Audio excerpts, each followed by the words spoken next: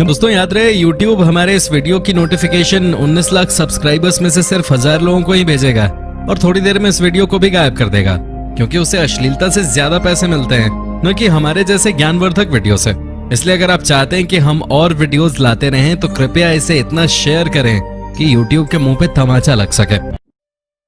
दोस्तों, पृथ्वी को जीवनदायी कहा जाता है। पृथ्वी पे जीवन के लिए जरूरी सभी संसाधन मौजूद हैं, लेकिन इसी पृथ्वी की एक कड़वी सच्चाई ये भी है, ये सिर्फ जीवन देना ही नहीं बल्कि जीवन लेना भी जानती है। दुनिया में आए दिन कोई ना कोई प्राकृतिक आपदाएं आती रहती हैं और इन आपदाओं में हजारों लोगों की जान चली जाती है। इंसान भले ही कितनी भी तरक्की क्यों ना कर ले, प्राकृतिक आपदाओं के आगे उसे घुटने टेकने ही पड़ते हैं। भूकंप से लेकर सुनामी तक ऐसी दर्जनों प्राकृतिक आपदाएं हैं जिनकी वजह से लाखों लोगों की जान जा चुकी है। तो चलिए दोस्तों, आज की इस वीडियो में देखते हैं दुनिया की 10 सबसे खतरनाक प्राकृतिक आपदाएं। Number 10, water spout. Water spout को पहली बार देखने पे शायद ये आपको एक खूबसूरत नजारा लगे, लेकिन आपको बता दें कि ये टॉर्नेडो तूफान की तरह ही खतरनाक है।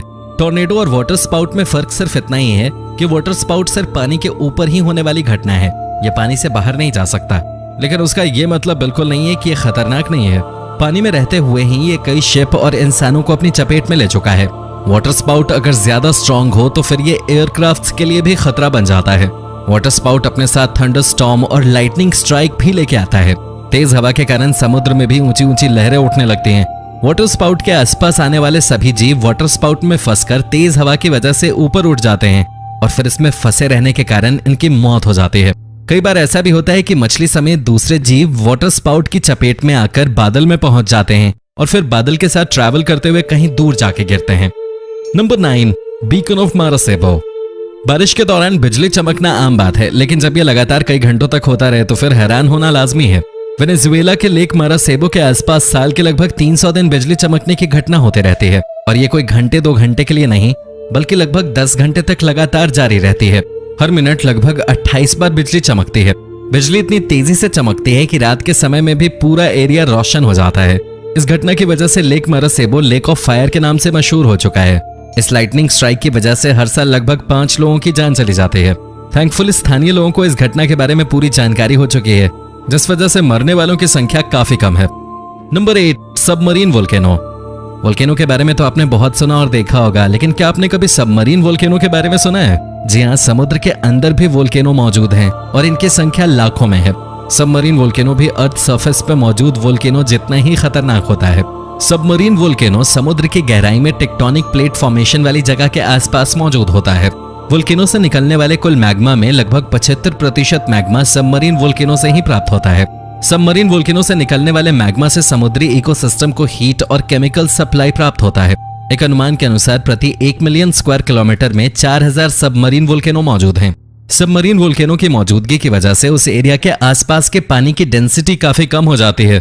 ऐसे में अगर वोल्केनो की लोकेशन की जानकारी न हो तो शिप पानी में डूब सकता है। Number 7, ice tsunami. Ice tsunami एक रेयर नेचुरल फिनोमेना है। ठंडे इलाकों में सर्दी के मौसम में अक्सर समुद्र और झील का पानी जमकर बर्फ की मोटी चादर में बदल जाता है। जमा हुआ बर्फ जब तेज हवा के कारण टूटकर किनारे पे जमा होने लगता है, उसे ही आइस सुनामी कहते हैं। सर्दी खत्म होने के बाद आइस सुनामी का खतरा और ज्यादा बढ़ जाता है। सर्दी के बाद बर्फ की चट्टानें टूटने लगती हैं और फिर ओशन करंट्स और तेज हवा के कारण बर्फ के बड़े बड़े टुकड़े तट की ओर आने लगते हैं। अगर हवा तेज हो तो समुद्र के आसपास बनी बिल्डिंग्स भी आइस सुनामी की चपेट में आ जाती हैं।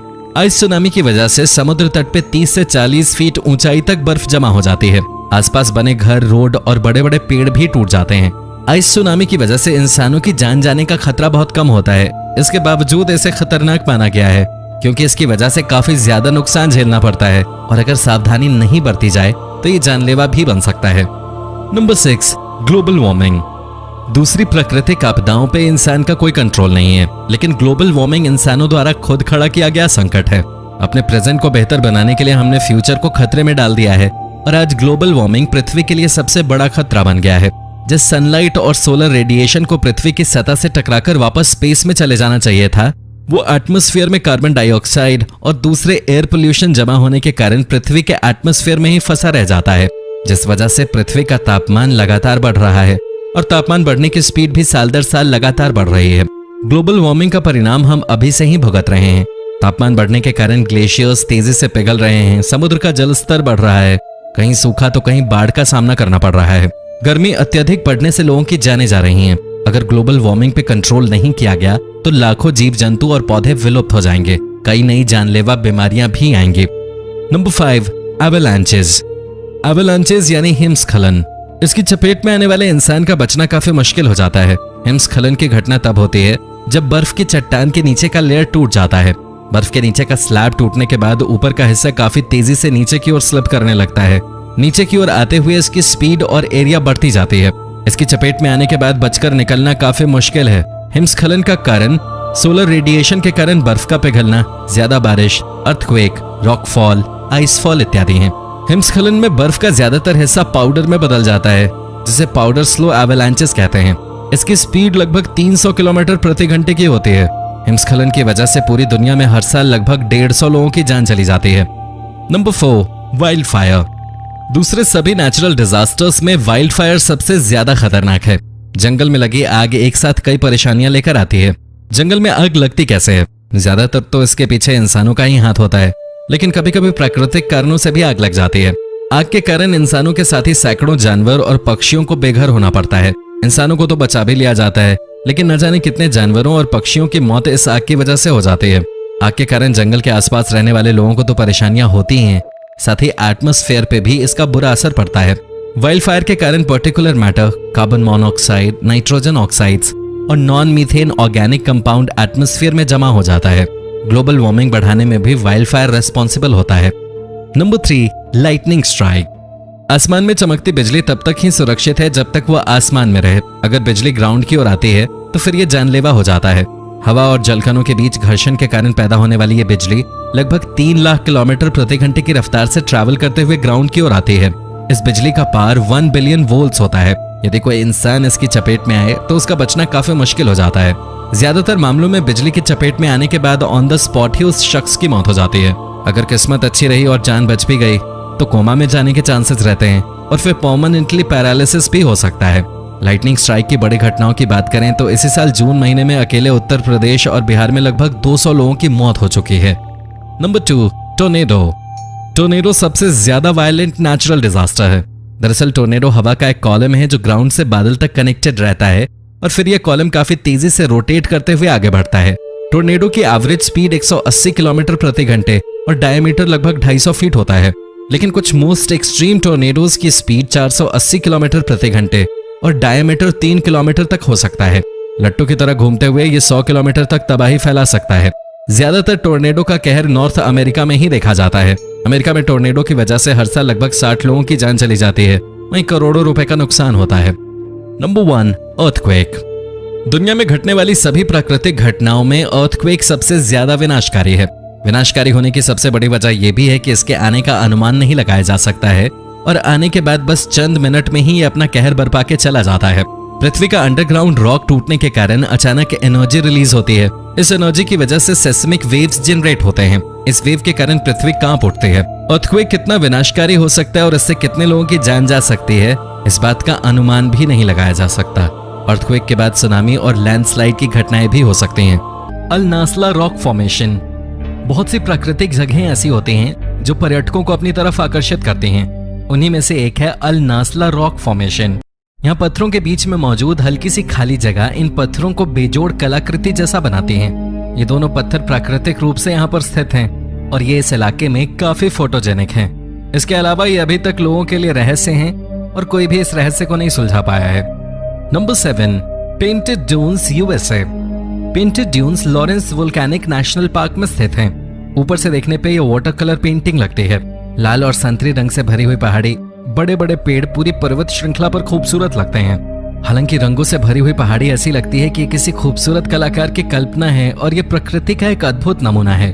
ड्यून्स के असामान्य दिखने के पीछे सिर्फ कलाकार का हाथ है। पेंटेड ड्यून्स के पीछे की असली वजह ज्वालामुखी की राख है। ये राख रंग बिरंगी इसलिए लगती है क्योंकि ये राख ज्वालामुखी के ऊपर से गर्म लावा के साथ गिरती है। Number 6, hide and seek beach, Odisha. Hide and seek beach Bharat के ओडिशा में स्थित है। इसकी सबसे दिलचस्प बात यह है कि यहाँ पर समुद्र गायब हो जाता है और फिर चमत्कारी रूप से दोबारा आ जाता है। यहाँ जाकर आपको कभी न भूलने वाली खुशी का एहसास होता है और आप भी प्रकृति के इस चमत्कार को देखकर झूम उठते हैं।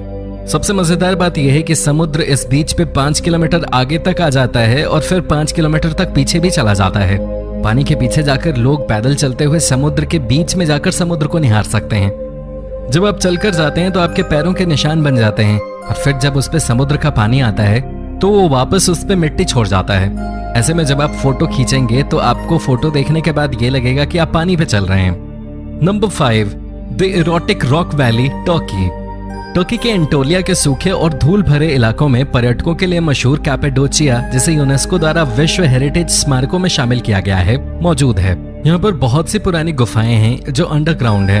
यह मिडिल ईस्ट में एक बहुत ज्यादा महत्व वाली और ऐतिहासिक जगह है। इसके अलावा इसकी खोज करना काफी अजीब भी रहा है और यहाँ डिल्डोज के बड़े बड़े पत्थर भी हैं जिनकी जियोलॉजी के इतिहास की वजह से जानकारी मिली है। इन पत्थरों की शेप काफी अजीब सी है।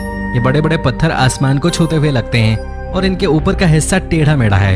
यहाँ ऐसे पत्थरों की भरमार है। हैरानी की बात यह है कि ये जगह अब यूरोप के लोगों के लिए एक पसंदीदा जगह बन चुकी है क्योंकि उन्हें यहाँ फोटो लेना अच्छा लगता है। आपने इनमें से कितनी घटनाओं को देखा है या महसूस किया है, कमेंट में जरूर बताएं और साथ में चैनल को सब्सक्राइब करना ना भूलें।